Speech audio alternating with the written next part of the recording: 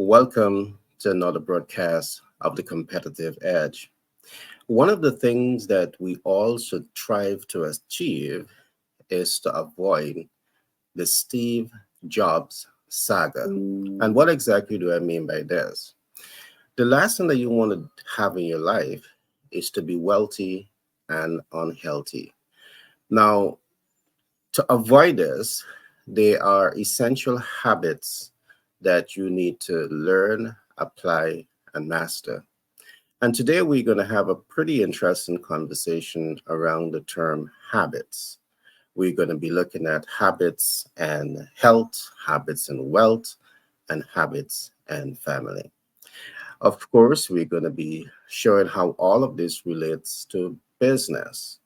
So I want to encourage you to call a friend and tell a friend that the competitive edge is on. And today we're going to be doing that deep dive into essential habits that you need to learn, apply, and master in your life. And the possibility exists that you will start to see massive changes taking place in your life. Today with me in studio, I have two dynamic personality. I have Paul Whitehouse. And Paul Whitehouse, he is a specialist in finance. He's the person that will say, you are approved.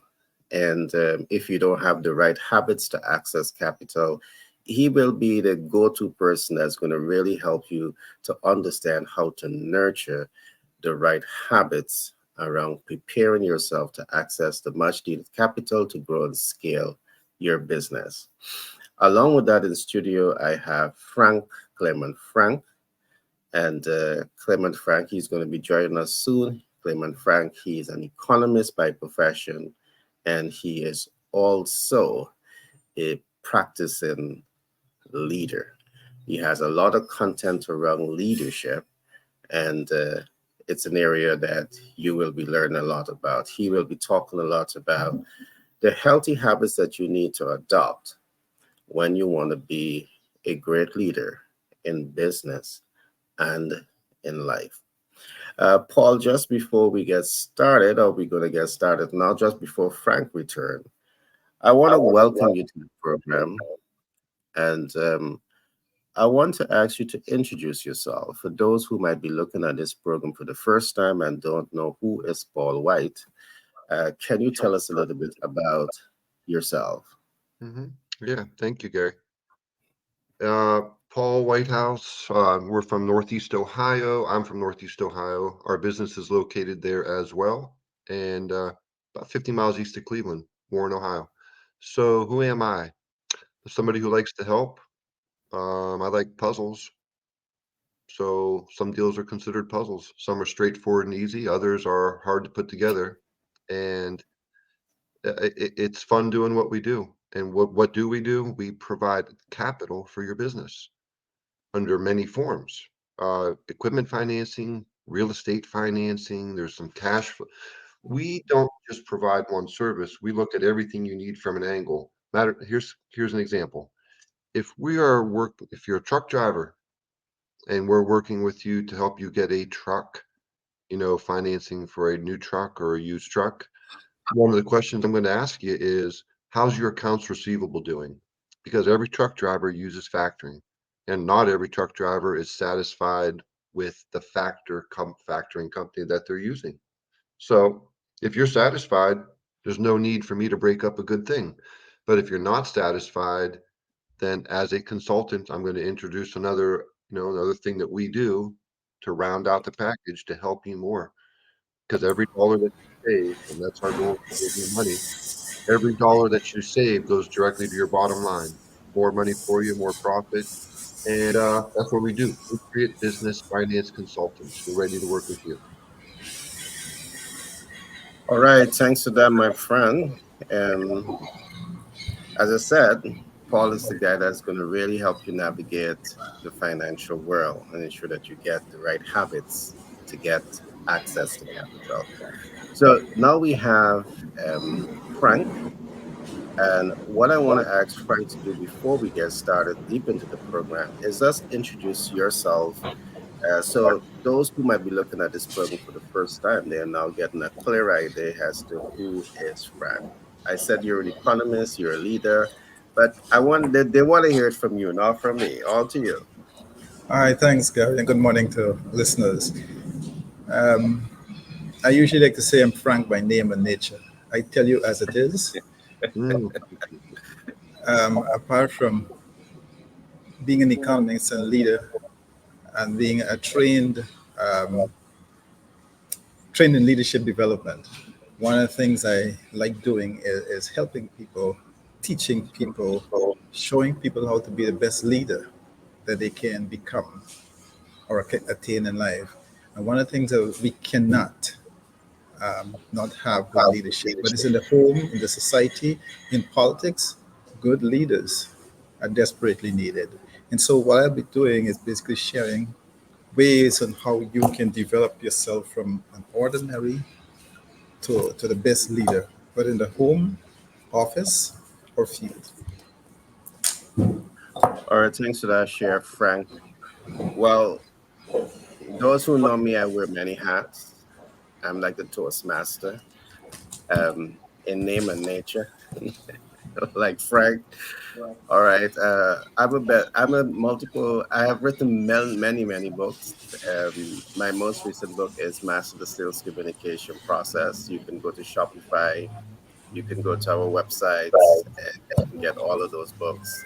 I'm a private equity investor. There's so much more. But I'll take the rest of the day just talking about me. So I'm not going to do that. What I really want to get into today is today's topic: habits and health, habits and wealth. When I focus on this concept, habits and wealth, one of the first things that comes to mind is that I never want to end up like a great mind, and that's Steve Jobs. Steve Jobs was extremely wealthy, but he was also extremely unhealthy, and we lost a great mind very early.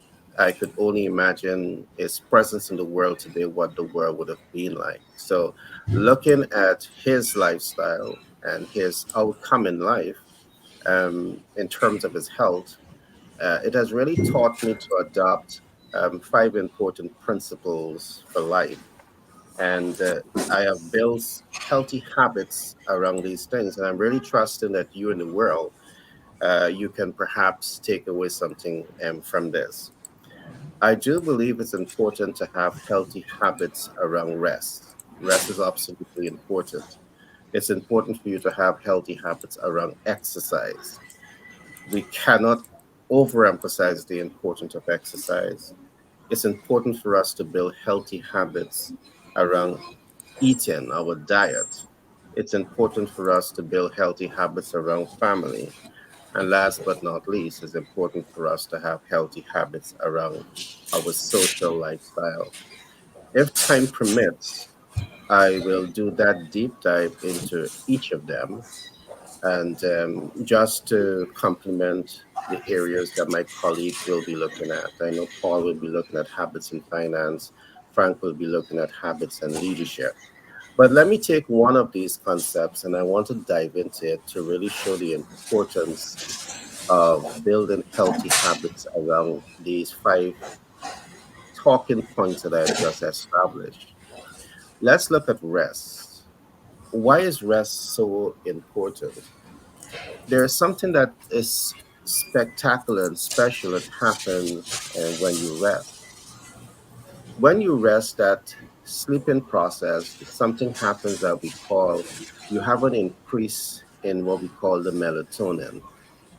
And I really want you to take some time to really look at this because when you're sleep deprived, you are serotonin deprived. And when you're serotonin deprived, it affects your prefrontal cortex, it affects your executive motor skills, it affects how you function in the workplace, it affects how you function in life.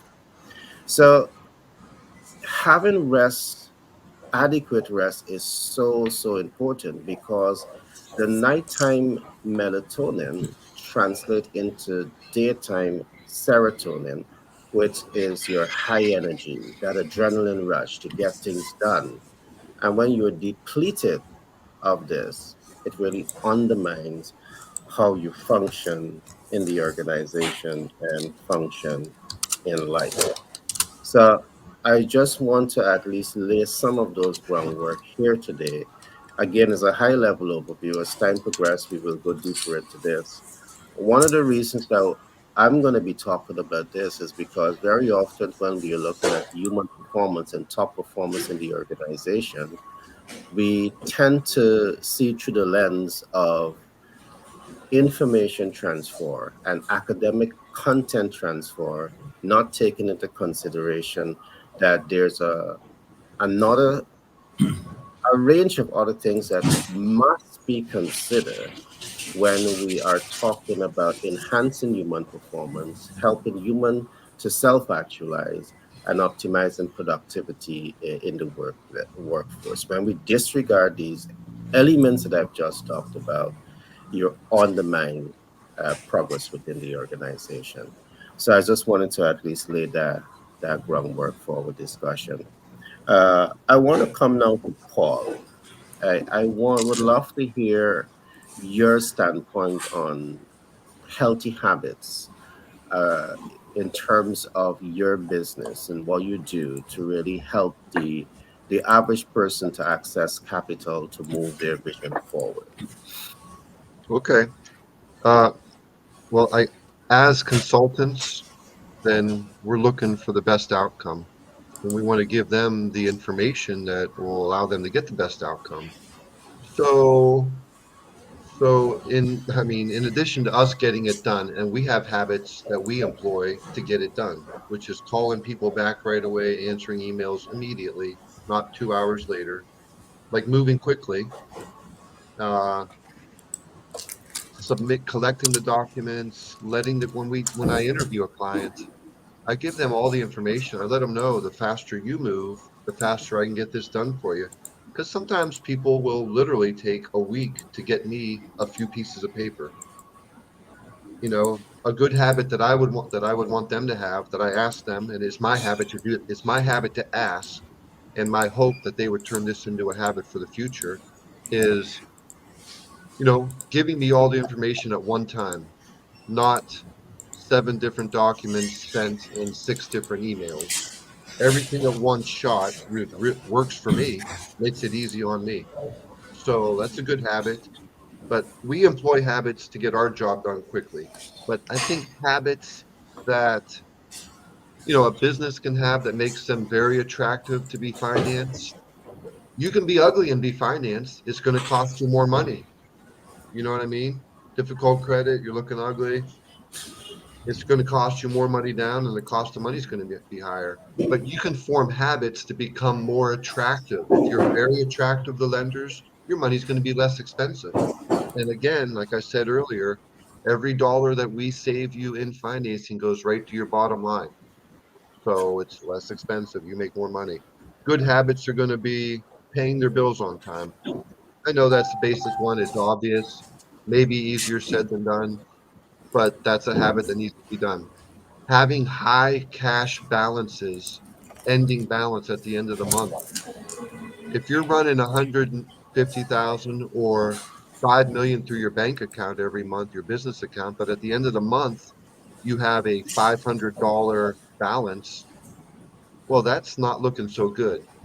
If you have a consistently high 30, 50,000, 5,000 if you're a small business, 10,000, 20, a consistently high balance in your bank account, ending balance.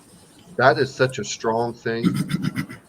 Okay. I mean, I could go on and on, but there's several of them. I think I've talked enough. I think I've taken up 4 minutes of our time, but habits that make you easily financeable are easy to do. Just do them. If you're not doing them now, put them into effect, and it'll do nothing but help you. Well, I I really was chuckling to myself there, when you use the term ugly and get financed and then Funny. become more attractive. I think it's a beautiful figurative expression. Makisha. Um, what I'm taking away is that the ugliness is the level of your preparedness to access capital. Right. And your attractiveness is you really taking the time and ensure that you understand the pre-qualification criterias for funding, and you build up your organization above and beyond those pre-qualifications, so you become attractive. And because of those habits, everybody wants to do business with you. Mhm. And I can tell you, it always works. And I can share some experience. In the U.S., I work hard on both my FICO and PAYDEX, and I don't know where these financial institutions, find my data from. Do I know where to find it from because they sell data? But every so often, you're going to find a company, a financial institution is going to call you, and that's my experience, and say, hey, you pre-qualify for 500,000 US dollars. You pre-qualify for this. I just don't know where they're getting my details from, although I know. And they call you, and sometimes they say, how did you get my details?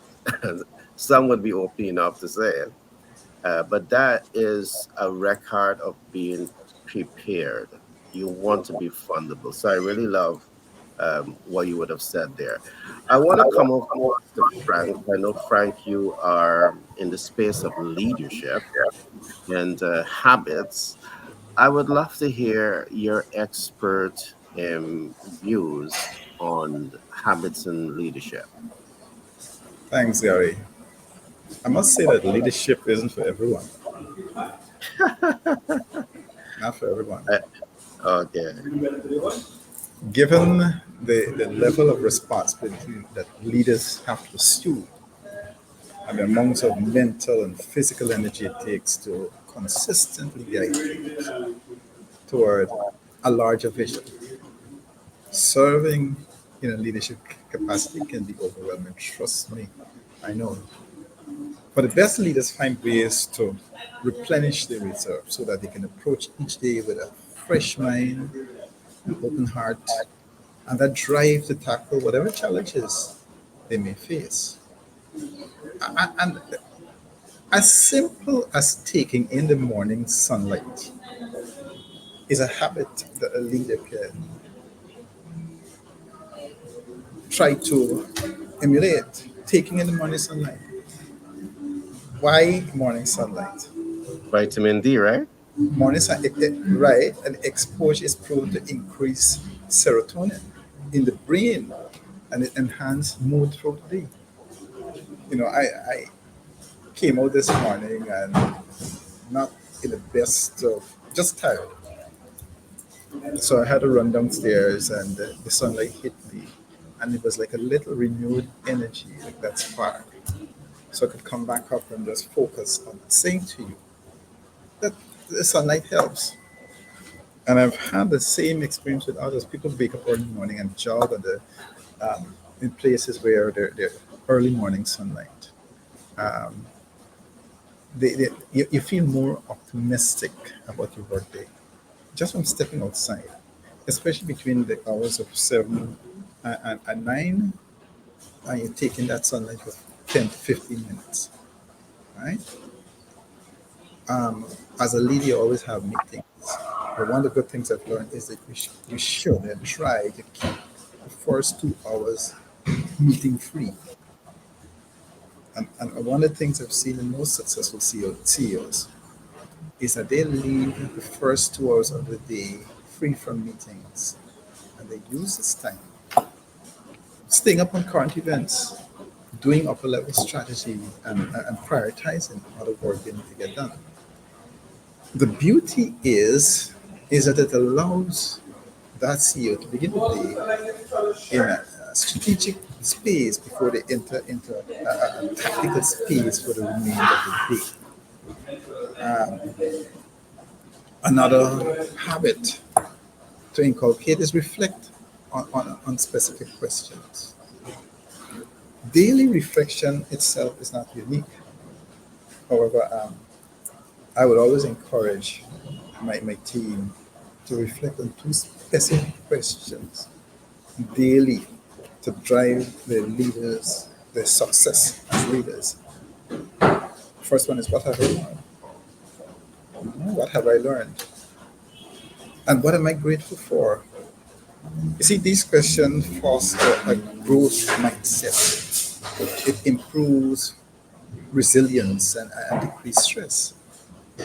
It is physiologically impossible to be stressed and grateful at the same time. So, what I'm saying is that I think that reflect, do a little self introspection, recall it. What have I learned from the mistake? What have I learned from my success? And am I grateful for it?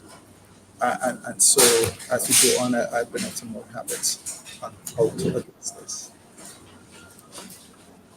All right, thanks for that share, Frank.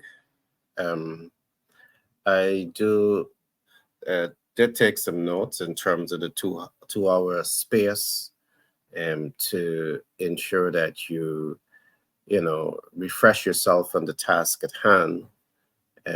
Might be your strategic plan, and you focus your energy on the what has to be done. So I think it's good ideas. I want to go back to the importance of rest, and then I look at the importance of exercise. Um, I did start at the beginning of this program by looking at the importance of rest because it helps with your executive motor skill.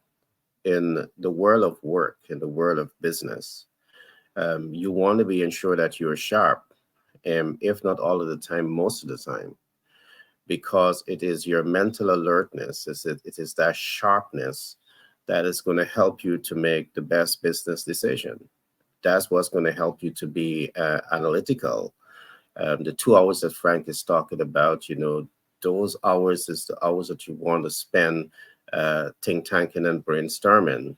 Those hours are the hours that you want to spend perhaps doing your data analytics, because it's by collecting those data, doing your data analytics is going to help you to apply yourself more effectively from that standpoint. And when you are sleep deprived, it really affects, all right, how you function in the organization and in life. So building healthy habits around your sleep wake cycle, it's important. I just want to emphasize that. I want to move on to the second concept, and the second concept here is exercise. Why is exercise so important? One of the exercises that I do, and I try to do this as often as possible, when I can do it, I do it in the morning and I do it in the evening. My go-to exercise is Shotokan, because I practice martial arts. And I find that practicing more martial arts does a whole lot for me. One, it raises your self-confidence. It it helps in your mental alertness. It helps in your physical well-being. It helps with your mental health. All right, and overall you get better health because of exercise. What I notice is that when I put myself out there and I exercise, I can breathe better and I have more better air circulation. Again, anyone who might encounter not having adequate oxygen going to their head, I can recall I have a colleague, and many years ago, I haven't seen her in a bit, but she was saying that she has a problem with air going to her brains because of blockage in her nostril. And it literally affects, it shuts her down. But exercise, all right, can help in that air circulation. So there's so much of benefits to exercise. So I want to encourage you to make this a daily habit and take a 15 minutes, a half an hour, and exercise. I know Paul might agree with this because he practiced Shotokan too. Um, I do skipping, I do jogging, but guess what? When I do martial arts, it's the fastest way to get my body pumping, the blood pumping, and I start sweating. Within 2, 3 minutes, I am sweating. And what researchers also showed is that when you exercise and you allow the glands to open, the body to sweat, it's you want to exercise to this boiling point. So I want to encourage those, build healthy habits around exercise. All that I'm saying might sound divorced from the workforce. Oh my bro, but it's 101% relevant to how people perform in the organization. So I just want to leave that point there. Paul, I don't know if you want to add anything to exercise and show to can before you go back at habits around business and money. You're mute, Paul. Okay. I'll tell you what it made me think of is that there's physical and mental habits Yeah. and exercises. You can do the math in your head. That's something to stay sharp so you never forget math. I mean, I rarely use a calculator. I was not good in algebra in high school, but now I can break down the exact percent, 17.3% of 500,000. I mean, math is now I can just do it, but I do it in my head instead of a calculator just to like try to stay sharp. I don't know if it's working. I don't think it is, but I'm trying. It's working. But I think there's, and then other mental exercises in preparation for business would be rehearsing how you talk if you're in sales, role play. And if you role played with another fellow salesman every single day, customer, salesperson relationship, you know what I'm saying? That keeps you sharp. Pick what type of customer you are. I do this. I'm doing this right now with a new consultant I'm training. I'll pick a identity. I have difficult credit. I own a construction company. I need a dump truck. I've been in business for more than 5 years. We're making a lot of money, but I have a 600 credit score. That's who I am. And her role is to talk to me as if she's the consultant. Then we'll do that. Then we'll flip roles immediately. So there's all types of exercises. If you choose an exercise, I think punching, kicking, karate, boxing, all that involves more than if you're nothing against running, but if you're running, you're just thinking on running and you're in endurance. If you're like punching and if you got a punching bag in front of you, you're not just punching it. You're hitting them in the head, then you're hitting them in the chest. You're like you got mental exercise going. You're thinking while you're doing. So it's not just. I think that's one of the best forms of exercise. Something that causes you to think while you're doing. That's important. But yeah, physical exercise very important. Mental exercise is extremely important. It keeps you sharp. Maybe it prevents Alzheimer's Alzheimer? like that. Keep your brain. Yeah, yeah. I did a research many years ago, and what they were saying is that the more you use your brains in the right way, it helps to keep you mentally awake and mentally alert, and it helps to push back, gives you that pushback on Alzheimer's. But I think it's much more than just how you use it. And perhaps when I talked just now about, the next one, which is healthy eating, habits around eating, it's another great factor that's going to influence the overall function of body and brain. But you're finished, Paul? I mean, I know I cut in there. I'm All all right, I done. want to great. I want to come now to Frank.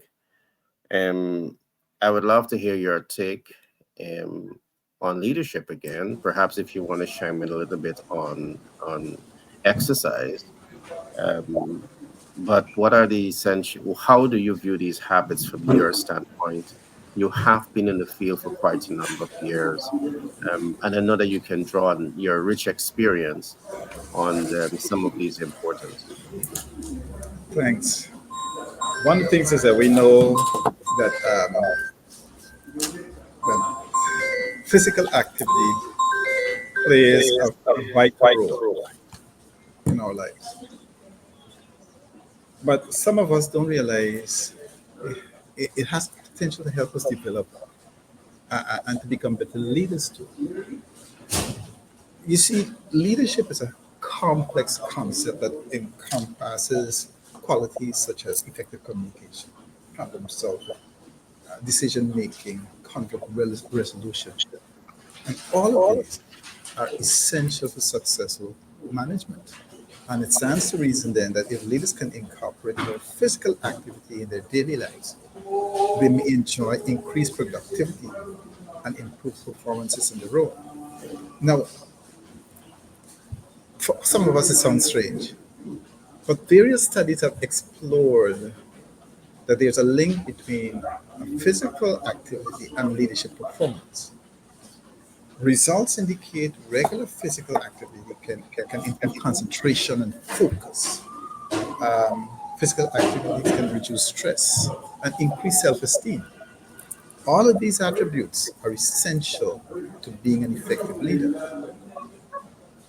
A study by the Center of Creative Leadership found that physical activity has potential to boost creativity and imagination in leaders. It boosts creativity and imagination in leaders. So this opens a range of opportunities for individuals in their managerial roles to think more innovatively and develop creative solutions for complex issues. And this is something often required from successful business leaders. Furthermore, physical activities contribute to improved decision-making skills and increase self-awareness by providing a platform for introspection and reflection on oneself. Leaders with a good self-awareness can identify their strengths, can identify their weaknesses, and effectively delegate tasks to others. As a result, they can better lead their teams and make informed decisions that benefit the company. Physical activity, as it reduces stress, it's like stress reduction. And this can be especially important for leaders who often face high pressure situations. You see, when you reduce stress levels, it can lead to improved decision making and even interpersonal skills. It also offers both short term and long term benefits for mental well being. So, when you're engaging in exercises, it stimulates the release of endorphins, which are natural mood elevators, helping to reduce stress levels and promote a sense of calmness. Exercise also provides a healthy outlet for channeling negative emotions and it serves as distraction from everyday stresses. Additionally, physical activity improves sleep quality and helps regulate the body's stress response system. I smile because this is something I lack sometimes in sleeping. But if I get the full 8 hours of sleep, most times it's impossible. My body will regulate and my response system will lower cortisol levels. But over time, these combined effects contribute to a more resilient and balanced state of mind, allowing individuals to better cope with stress and maintain the optimal mental health. For leaders and individuals alike, incorporating physical activity into your daily routines can significantly enhance your ability to manage stress, which will ultimately lead to improved decision making, interpersonal skills, and overall well being. Of course, physical activity and being disciplined or organized um, will involve setting goals, involves maintaining a routine, developing self discipline. And these skills can be transferable to leadership roles, which helps leaders stay organized and focused on their objectives. Think about a commitment to consistent routines and objectives. When we engage in regular exercise, We learn the importance of setting achievable goals, breaking them down into smaller steps, and persistently working towards our targets. And this process not only helps improve physical fitness, but also cultivates mental fortitude and self discipline as individuals must overcome challenges and maintain motivation despite the setbacks. And furthermore, the satisfaction derived from accomplishing fitness goals can bolster self confidence and encourage the pursuit of other objectives in various aspects of life. You see, the discipline and goal oriented mindset developed through physical activity can be invaluable in leadership roles.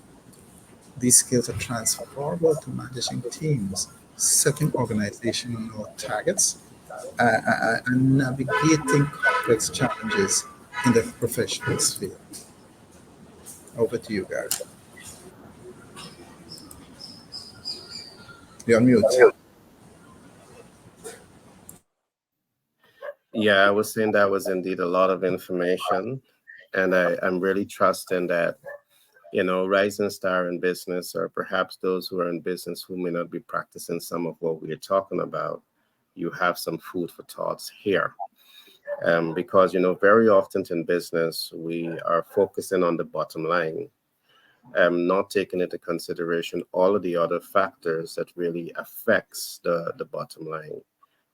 One of the things that we often talk about is what practical steps can we take to ensure that you have a highly motivated workforce. As a private equity investor, one of the things that we're going to consider is your workforce. And if we recognize that, your corporate culture is not designed to nurture that highly motivated workforce, as a private equity investor, you're going to start to think if the organization can really manage the funding that you want effectively. Because when you have an organization that is not designed to motivate the workforce, you tend to have several things happening.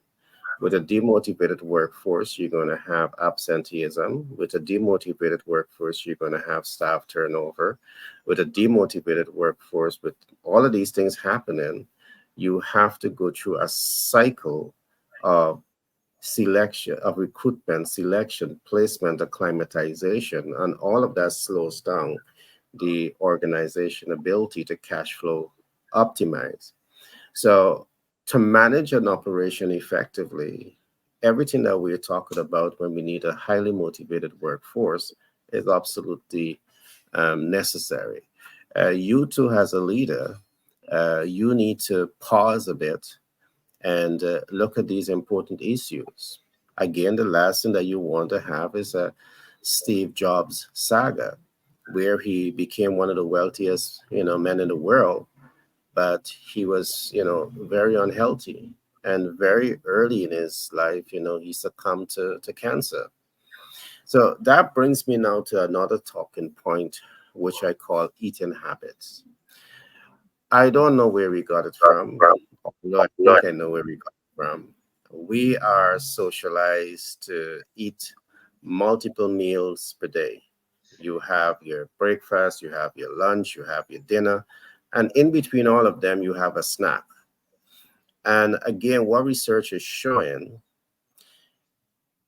when you eat as much as you eat, especially the wrong things too, even when you eat the right things, this happen, the body has to break those foods down in digestion, which means that if the body has to break those food down, you're working more mentally, you're working more physically.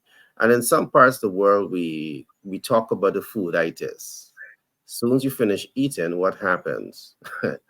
You tend to feel tired, extra tired, because the body is working. What the scientific research is actually showing is that the less you eat the right food, it's better for the body. Why? Because the less food that you're eating is the less breakdown the body has to do. And the less breakdown the body has to do is the better able the body now that you free up more time for the body to heal itself, all right, and for the body to function at its best. So we cannot talk high performance and sustain high performance in the organization divorced from looking at the broad ecosystem of issues that make up that human element. The human factor is not just academic theory and academic practice, but the human ecosystem is representative of everything that we're talking about. You need rest, you need exercise, you need, healthy eating habits.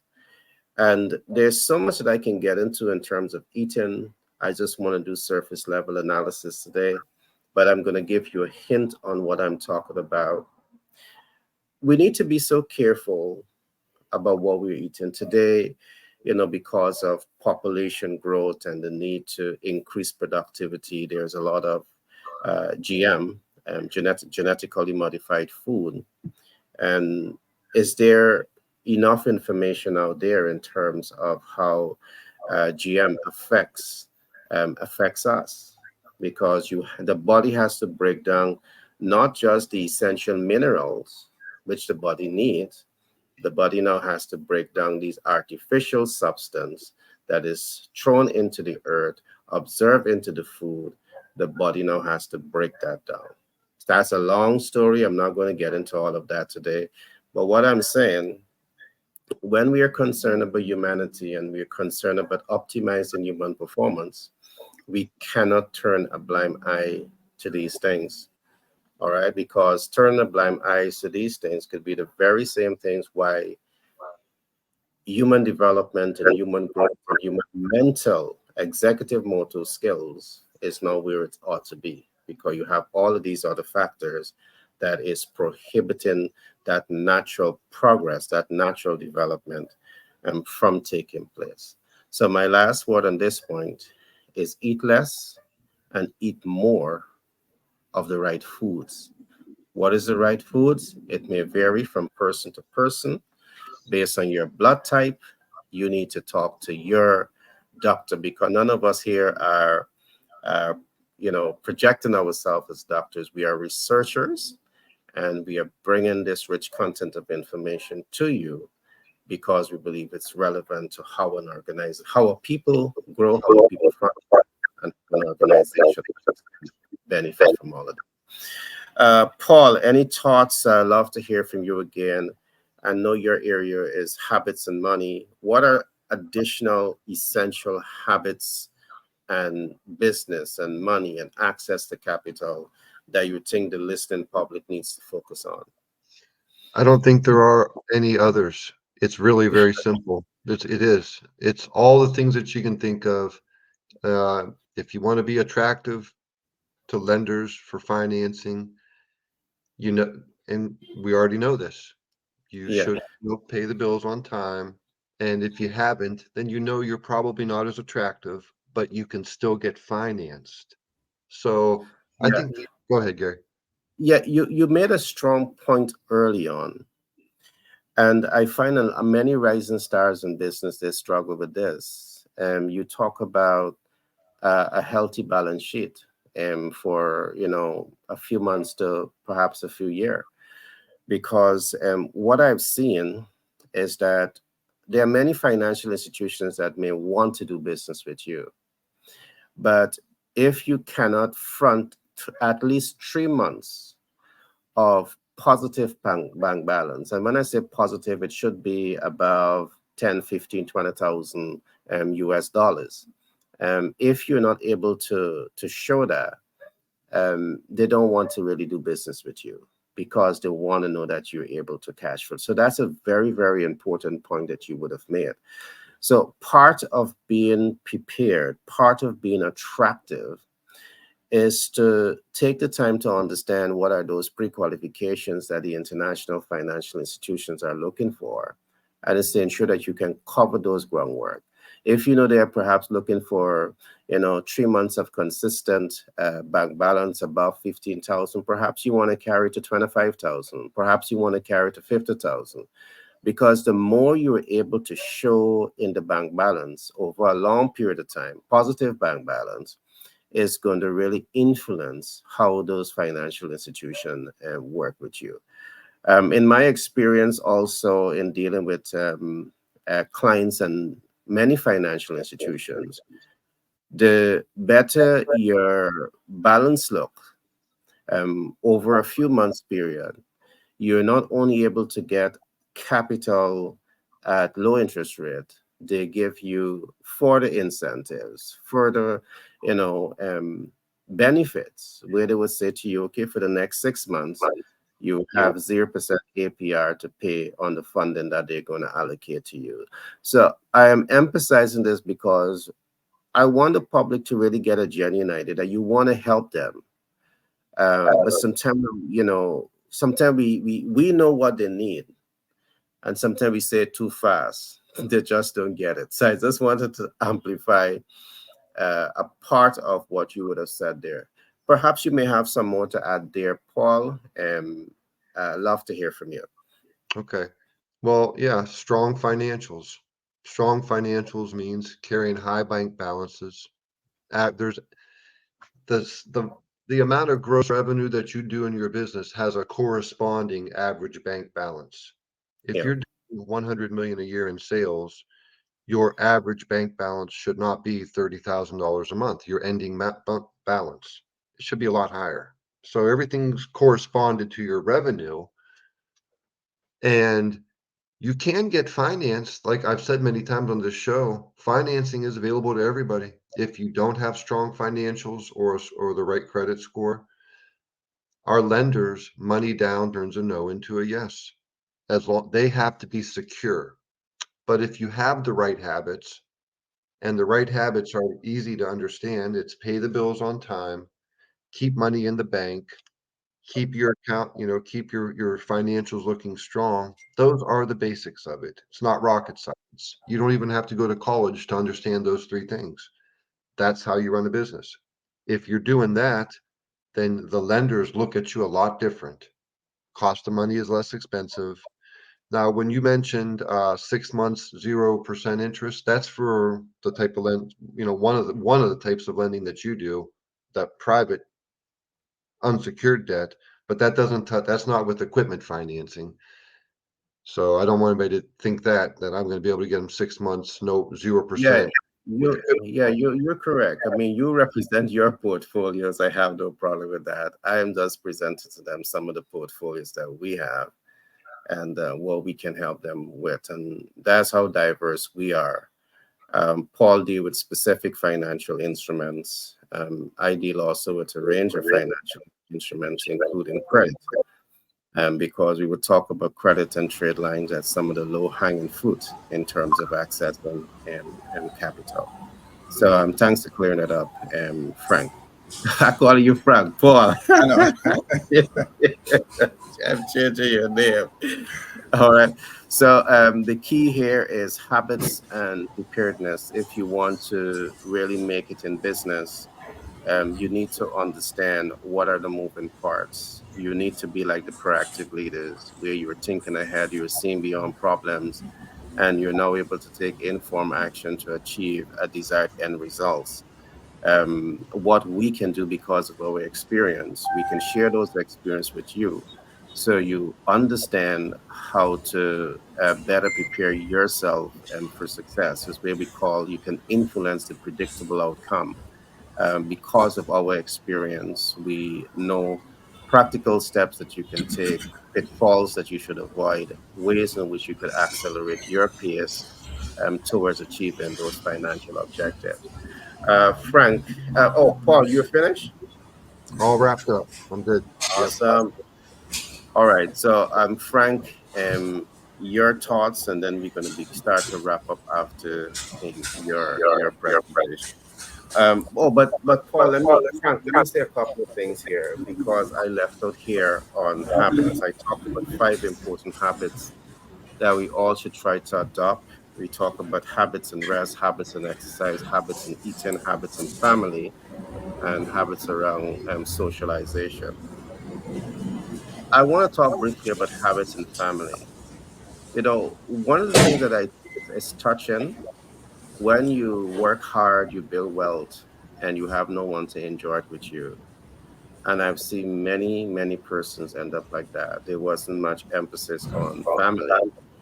And I just want to say, focusing on family, building healthy, productive relationship with family, it is so, so, so important. It's an essential habit to form, to have. In one of my books, I can distinctly remember a quote, and what I said is that family is an extension of you. All right. So when you have family and you really, nurture them up in the right way and to do good thing in the world, guess what? When you would have gone to meet your maker, they continue that legacy. And when you're thinking legacy, family is definitely a healthy extension. So I just wanted to add that. And let me bring it back to business. So you start a business, you scale a business, you're now going global. What happens when you die? Now, when we study some of the folks who have built America, they have laid a very, very good foundation in America, but that legacy didn't live on. All right. The legacy died a few years before they died, and some of it died a few years after they died because they did not have that legacy plan.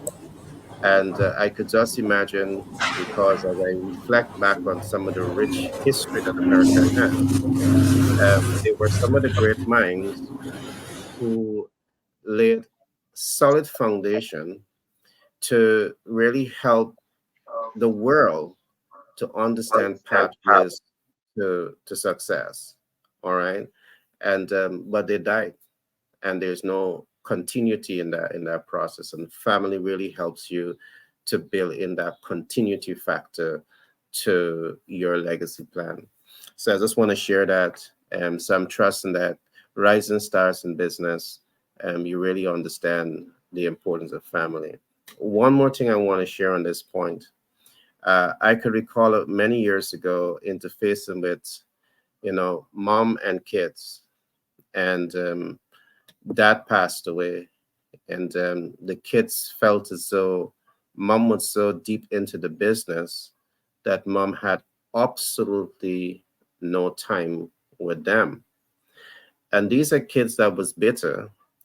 And the mom on the other side, because I was interfacing with both sides, the mom was saying, I'm trying to do everything that I can do for these kids, but they are not seeing the benefit of what I'm doing. Perhaps what she was doing is bringing the food to the table, ensuring that the money is circulating. But the kid that wanted more, the kids that wanted family time, bonding, connecting, family recreation, doing things together, having fun together. They didn't have that.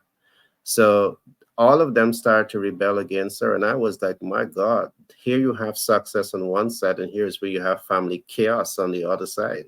So there's no legacy that is going to continue there. That vision that the father started, that the mom continue, is going to die with the mom because there's no coordination, there's no preparation to pass the baton.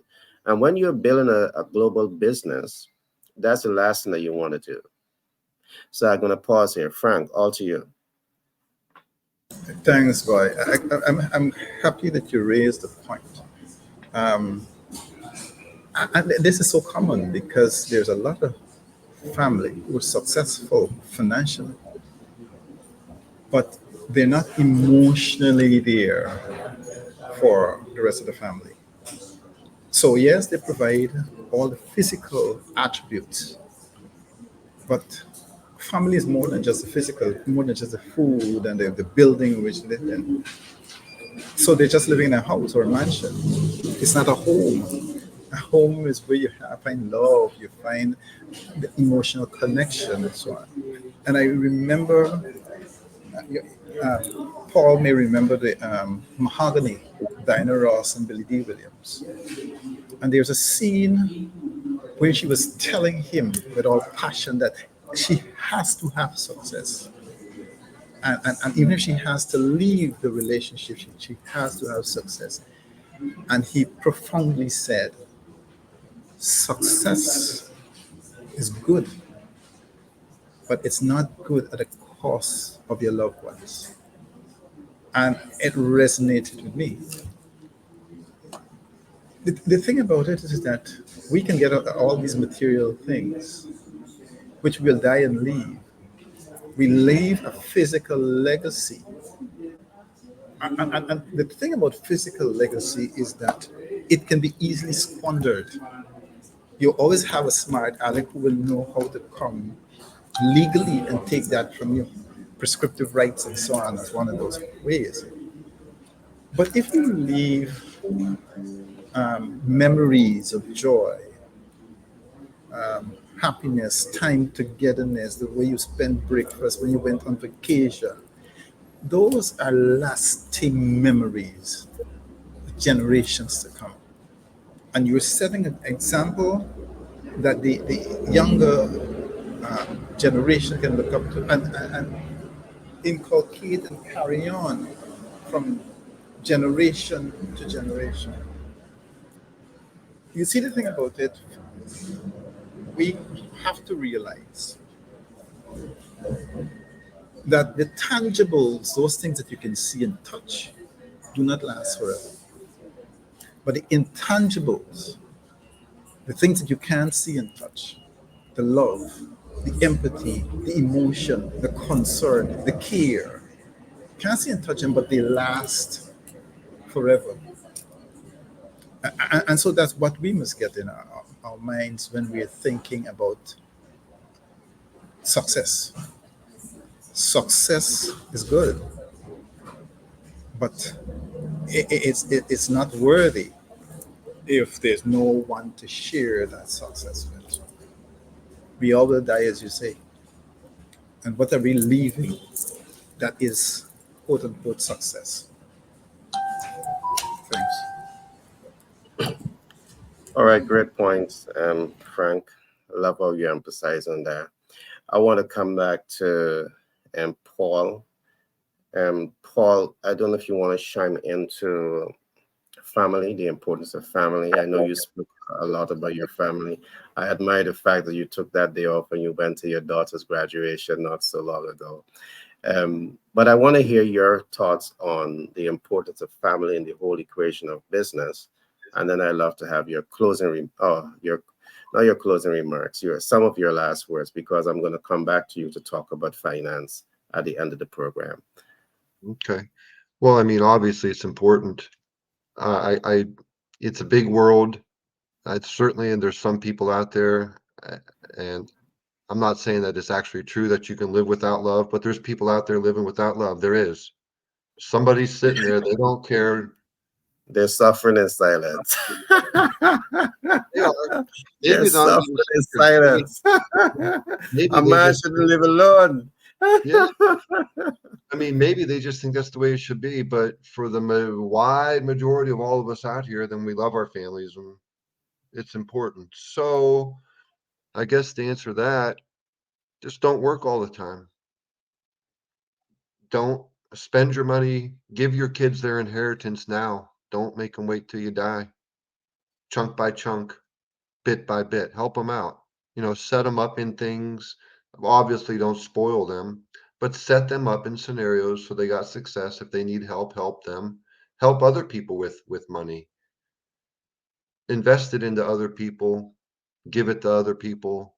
Do whatever you want. It's yours. Do whatever you want. But don't hoard it because it's just paper and you definitely can't take it with you. So just do good things with it. Now, related to your family, don't work all the time. Spend time with them. Tell them you love them. Show them you love them. I think everything I think all this stuff's pretty simple. So many things are simple that it doesn't even require us to pretend we're smart on it. We could wrap this show up real quick. Every answer real quick. Here's what you do. Love everybody. Show it to them. Don't work yourself to death. Spend time with them. All the basics. I would like to add to it to try to sound smarter, but I don't know that I can because, right? if you don't spend time with your loved ones, they're not going to remember you after you die. And I really like what Peter does and says with Legacy Chronicles. It's very cool to write write a book, write a book. That way you're telling your story to your kids, to your grandkids, to your great grandchildren, and then your great great great grandchildren who might not have ever seen you other than a picture of you on the wall. So literally, if you could just tell that story to them, tell it to them while they're alive. Like I said, tell it to them while they're alive. Tell them about yourself while you're alive. They want to know what you were like when you were a kid, all the cool stuff that you did, the crazy stuff that you did, even the stuff you don't think that you should tell them because it's kind of funny. They'll know that their mom or dad had some personality, right? Uh, yeah, so that's it. That's me on family. Love them up. Gotcha. The importance of family. I love that share. All right, Frank, your thoughts, your closing remarks.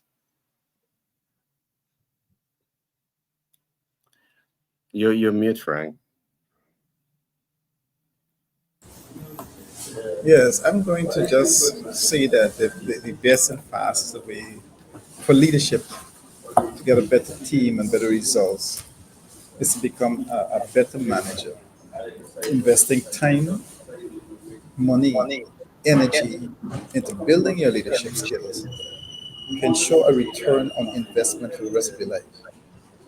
And I just leave four physical and mental things that you can do to strengthen your leadership skills. I'm not going to delve into it, but build better physical and mental habits. Frank Outlaw says, watch your thoughts, they become words. Watch your words, they become actions. Watch your actions, they become habits. Watch your habits, they become character. Watch your character, for it becomes your destiny. So, to create that long term sustainable success as a leader, you need to create habits which can sustain the test of time. So, if you have a poor attitude, it can degrade the best team. Poor physical health can degrade the results or even the highest performer. And one of the best ways to build better habit is to track your actions, keep track of your daily behavior. You can do it you can have a streak chart. See how many days in a row you can remove a bad habit and replace it with a good one. Learn how to say and accept no gracefully. It's only by saying no that you can concentrate on the things that are really important that Steve Jobs that we discussed earlier. So strong leaders have learned how to say no. And they're comfortable receiving it. Weak leaders are the ones who say yes to everything. You know? Gather more information. Margaret Fuller says, today a reader, tomorrow a leader. Dr. Seuss says, the more that you learn, the more places you'll go. So strong leaders are curious. Strong leaders need never stop learning. And so if you find yourself stuck with a problem, a customer, an employee, a team member, one of the best way to break free is to give yourself more options. And that's done by gathering more information. And you increase your chance of finding the correct solution. All right? Do a walkabout. It was Frederick Nietzsche says that all truly great thoughts are conceived by walking. And did you know that early humans developed their superior intellect by walking? You see, by standing and walking, you increase the blood flow and oxygen to your brain. You have evolved to walk and think. Additionally, strong leaders have learned that many good things come from walking around. You learn about problems quicker. You connect with your team, and you free your mind to be creative. Thank you. All right, thanks for that share, Frank. I do believe that I trust that the listening audience would have enjoyed today's program. We didn't spoke today as professionals in the field. We spoke from the standpoint of being research oriented. We research data, we analyze data, we use data, and we are presenting some of those findings to you.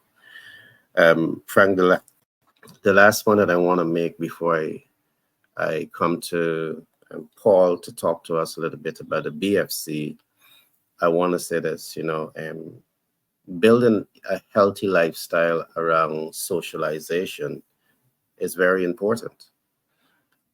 In one of my books, I explain that relationships is the mother of all social system, and you want to ensure that you're investing your time, your talent, and resources to build the right relationships with the right people. And perhaps you're a rising star in business. You need to build relationship with bankers. You need to build relationship with private equity investors. You need to build relationship with sales communication professionals. You need to build relationship with CFOs. You need to build relationships with a wide range of talent, because it is through that socialization and those relationship, invest in those relationship, is going to make your journey to success much easier. So I want to encourage you, reach out to us, and you can build relationship with Paul. He's going to help you with access to capital. You can build relationship with Frank. He's going to really help you to develop a growth mindset, a leadership mindset, and how to apply those concepts to be successful in your life. I want you to build relationship with this ecosystem here, because we are not here just for the talk and just for the gap. We want to empower and inspire you to take action, inform action, to achieve the rich potential that you have within you to achieve. But you can't procrastinate. All right. You have to take action. We are here to provide the information. And our biggest objective here is to give you that push to take ownership over your life, over your dreams, over your aspirations, and taking ownership of it, meaning that you are taking action now.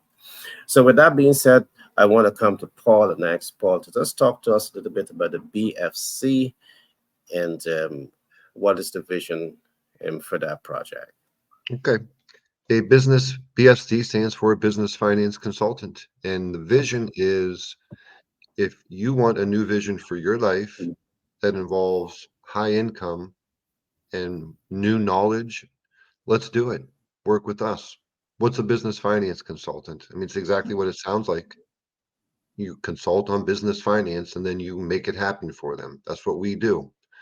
So you would be providing equipment financing, the ability to finance equipment if they have difficult credit, and who are you going to be talking to and how are you going to get a hold of them? We're going to teach you that. We're going to teach you how to market yourself, how to put yourself on LinkedIn, how to put yourself on Facebook, set up a business profile, connect with business owners, send them messages. It's that simple. Make appointments. It is that simple. You make enough appointments, at an average salesperson is 25% closing ratio. So if we make 10 appointments, if you're average, you should make two deals. We're going to teach you how to get those 10 appointments. Now, if you make two deals, how much money can you make? I mean, if you do a real small deal, like a $10,000 equipment lease, which we don't like doing, we'll do it, but we don't like doing it. Then you're going to make 250 bucks. That's it. But what if you do a $150,000 equipment lease? How much money will you make? You'll make a lot. Let me think about it for a second. 115, 700, probably make 1,800 bucks off that. You'll make 25% of our profit. So we're here to help people. You all know business owners. I know that you do. You either got a family member who's a business owner or a friend or a friend's friend. Everybody's got business owners in their circle. And if you, the ones after you touch everybody in your circle and let them know who you are and what you do and take on that new role, that new identity for yourself, that you are a business finance consultant, that you are the person that business owners are going to go to when they need money, financing for their projects. We're going to teach you to take on that role. So, and after you've exhausted your circle of people, then you're going to get on LinkedIn, you're going to get on your Facebook, you're going to identify people, you're going to send messages. You have, these are the skills of sales. And if you're a business owner in any respect, you have to be an expert in sales. These are things that we talk about a lot: sales, communication, mastering communication, subject matter expert. You're the subject matter expert. Now, you might be saying right now, I'm not. How could I do that? Business finance sounds so mysterious. It's not. It's very simple. I will teach it to you. I will turn you into an expert. You got to cooperate. You got to want, I can't be the only one who wants you to be an expert. You got to want that too. But if you are that person, then we want to work with you. Why would you want to be that person? It's a high paying career. Do you want to make more money for your family? The answer is probably yes. Do you want to leave money for your family? Do you want to teach your kids how to do big things? The answer is probably yes. If it is, then Paul at patriotbfc.com. Email me, DM Gary, get a hold of him, coordinate, put us both together with you, set an appointment with us, and let's talk about it. Let's talk about making a lot of money together. One more thing. If your average commission on a sale is $2,000 to $4,000, well, then ask yourself how many deals you put together per year. How many can you actually put together? Could you put together, you know, 100 of those deals? That's 200 to $400,000. I think you probably could. The reward is high. We can do a lot of things when the motivation is high, and the motivation is high. So there you go. All right, thanks for that share, Paul. What I want to say to um, potential BFC is that you have to develop the habit of thinking big, because take it from experience. We have a lot of experience here. The same effort and energy that you're going to be putting into a very small project is not much more that you have to leverage to put into a big project. All right. So when you think big, you set yourself up to earn an unlimited amount of capital as a BFC, a significant amount of return. And you owe it to yourself. So regardless of public's perception of where you are, they might say that you're a failure, you're you're whatever. I want to say this to you, that you have within you the potential to be great. And what myself and Paul and our team will do with you is really work with you to really help you to activate that greatness that you have inside of you. We're going to train you to become a ninja. You didn't use that word, Paul, a ninja when it comes to business finance consultant. You're going to learn the process. You're going to learn how to apply the process, and you're going to master that process. And because you're going to have all of this to your advantage, you're going to be well placed and well positioned to become financially independent in a shorter period of time. All right, this is a platform that you can make money for yourself. Once you're taking yourself serious and you want to grow, you want to expand as a BFC, you just can't go wrong. And as Paul said, you need to understand sales. So the thing about it, everybody does sales, Paul. You're either good at it or you're bad at it. In this particular case, we're giving you the opportunity to be exceptionally good at sales. And we are not gaffing when it comes to this, because we have written multiple books on the sales communication process. You're going to learn about what is the pull factors of sales, what is the push factors of sales, what is sales objective, and how to align your thinking to master that entire process. So there's so much that you're going to learn. So just come into the community. You have mentors, you have coach, you have a supportive community that is going to be there with you to push you all the way to success. So with that being said, I want to say, go ahead, Paul. You're mute. Yeah, just one more thing to add real quick. When I say full training and full support, I mean full training, fully trained. We will train you on all aspects of what we do. I'm going to ask you to start off in equipment financing, because that's the quickest road to success. I want you to master one subject before we move on to real estate financing. But I got the system in place, so full training. Here's the most important part: full support. You might be thinking, so I'm going to get trained, then I'm going to go out and I have to do this on my own. No, you don't. No. every appointment that you're on, you make the appointments. That's your main objective. I need you to have subject matter expertise, the knowledge, but that's going to come in time. That's not going to happen in a week or 3 weeks or even a month. To be a ninja, it takes a little bit of time, okay? Not 5 years, not even a year, but not a month. So, your main job right now to make money, we want you making money right now. The main job to that is getting the customers. So, get the customers, make the appointment, and the appointment will be made with me and you and the customer. Three of us on the call. You won't be on the call by yourself. What that's going to happen, I'm going to take over on the call. I'm going to explain the process. I'm going to diagnose their problem, offer them solutions, and close the deal. You're going to be watching deals getting closed and how to close them. First, you're going to see the explanation of the program. And once you hear that 50 times or 100 times, and I pledge to you, I'll be on all those phone calls with you. You just set the appointments. And if you and if you get 100 appointments and you're and I'm above average salesperson and I'm going to be closing the deals. So we're going to close more than 25%. So let's say we close 30 or 35, let's just say 30, 3 out of 10. That leaves you with 30 deals. How much do you think 30 deals is going to make you? How much can you make on each deal? We're going to make as much as we can because we're capitalists and we're in business. We're going to make it fair for the client, but we're going to make a fair amount for me, you, and the team. So if you're making $3,000 per deal and we close 30, what's the math? 90,000 bucks. And then we got the rest of the year to do it also. So I've talked too long on something I said I'd be done with real quickly, but I need to know that you've got full support, and the level of support is different than the level of support anybody else will give you. I'm talking about Yeah, being on every sales calls with you and closing the deal for you. When you hear deals close with your ears, 100 times, then you're going to be able to do it. So you get book smart and you get real life action smart, experiential. I'm done. great. I'm out. I talked Um, enough. I love that share. What I want to add very quickly is a story to coincide with what you just said. uh, I can recall listening to one of my colleagues who does similar to what we do. And the story goes that this young lady approached him in tears.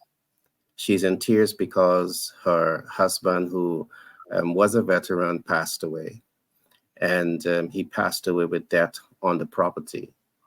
Of course, she doesn't know anything about VA loan and all of that. So what she did, she started to panic, and they put to her the possibility of, selling money. And my God, she spent some money, she learned the trade, and she became one of the best.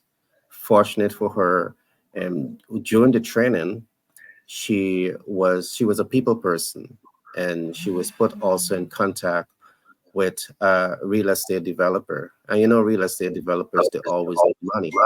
So they was taking money after money for project after project from her. And in about 3 months, 3 months, my friend, she was able to pay off her mortgage debt free, debt free. So I make mention of this just to demonstrate what you're saying. It's quite possible.